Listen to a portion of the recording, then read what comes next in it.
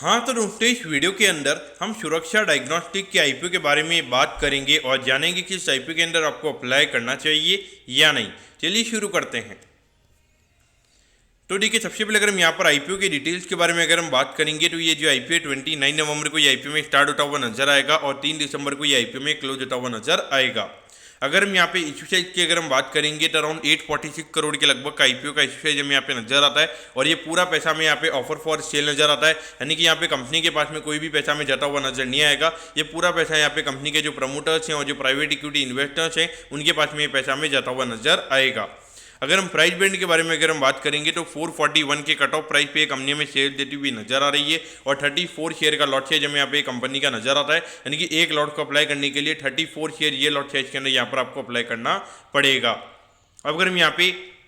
Retail Kota की अगर हम बात करेंगे तो अराउंड 35% के लगभग ये कंपनी का रिटेल कोटा में यहाँ पे नजर आता है, यानी कि लगभग आई थिंक अराउंड 300 करोड़ के लगभग यहाँ पे कंपनी का रिटेल कोटा रहेगा। 300 करोड़ के लगभग नहीं, लगभग 280 करोड़ के लगभग यहाँ पे कंपनी का रिटेल कोटा रहेगा, यानी कि कहने की अगर हम बात करेंगे जो अलॉटमेंट के चांसेज है वो थोड़े यहाँ पे अच्छे रिटेल कोटा में यहाँ पे रहने वाली हैं। अब अगर हम यहाँ पे कंपनी के फंडामेंटल्स की अगर हम बात करेंगे तो देखिए, जो कंपनी डायग्नोस्टिक सेंटर्स हमें यहाँ पे कंपनी चलाती हुई नजर आती है। अगर हम यहाँ पे ग्रोथ वाइज अगर हम बात करेंगे तो पर्टिकुलरली कंपनी के रेवेन्यू के नंबर्स में इतनी ज़्यादा कोई हमें यहाँ पे ग्रोथ देखने को नहीं मिली है। और उसके अलावा अगर हम प्रॉफिटेबिलिटी की बात करेंगे तो ये जो 24-25 वाला जो फाइनेंशियल ईयर चल रहा है यहाँ पे लगभग मैक्स टू मैक्स लगभग 30 करोड़ के लगभग का पैड हमें ये कंपनी करती हुई नजर आ सकती है, क्योंकि पहले क्वार्टर में लगभग 7 करोड़ के लगभग का प्रॉफिट ये कंपनी ने किया है। अगर हम एनुअलाइज करेंगे तो वो लगभग 28 करोड़ के लगभग निकल कर आता है और हम ये मान के चलते कि लगभग 2-3 करोड़ रुपए यहाँ पे और एक्स्ट्रा हो जाएगा, तो लगभग अगर 30 करोड़ के लगभग का पैड अगर ये कंपनी करती है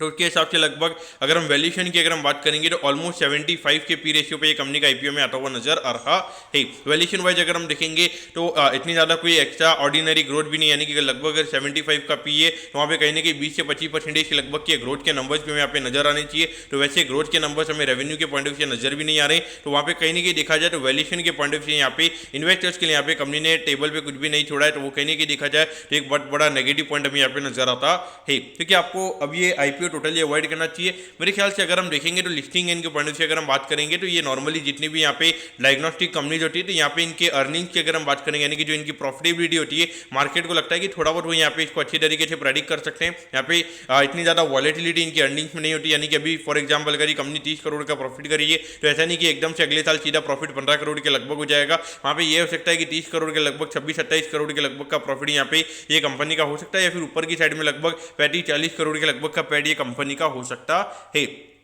उस पॉइंट ऑफ व्यू कहीं ना कहीं ये जो सेक्टर होता है ये कहीं ना कहीं अपने जो नॉर्मल बाकी सेक्टर्स होते हैं उनके कंपैरिजन में थोड़ा हाई पी मार्केटिंग सेक्टर्स को देने का काम करता है। मेरे हिसाब से देखा जाए तो यहाँ पे हो सकता है कि पॉसिबिलिटी रहेगी कि लगभग 5 से 10% के लगभग का लिस्टिंग है आपको यहाँ पे कंपनी के अंदर मिल सकता है। लेकिन बात ये कि अगर बाई चांस मार्केट में अगर सिनेरियो चेंज हो जाता है तो वहाँ पे 5 से 10% के डिस्काउंट पर भी कंपनी हमें खुलती हुई नजर आ सकती है। इस पॉइंट ऑफ व्यू अगर हम बात करेंगे तो रिस्क रिवॉर्ड के पॉइंट ऑफ व्यू हमें यहाँ पे कुछ ज़्यादा इतना फेवरेबल नहीं लगता है। मेरे हिसाब से एक बार के लिए अवॉइड करना चाहिए, और बाई चांस अगर मार्केट में अगर थोड़ी सिनेरियो अगर चेंज हो जाएगा, थोड़ी बहुत अगर करेक्शन वगैरह आती है और ये कंपनी अगर ये अपने आईपीओ प्राइस से लगभग 20-25% अगर नीचे मिलती है तो वहाँ पे मेरे हिसाब से ये कंपनी वैल्यू बाय रहेगी। तो ये अगर 20-25% अगर ये कंपनी गिरेगी तो वहाँ पे लगभग 55-60 के लगभग का पी रेशियो ये कंपनी का आ जाएगा और वहाँ पे कहीं ना कहीं मुझे लगता है कि थोड़ा वैल्यू बाय ये कंपनी बन सकती है। और अगर आपको थोड़ा 5-10% के प्रीमियम के लिए अगर आपको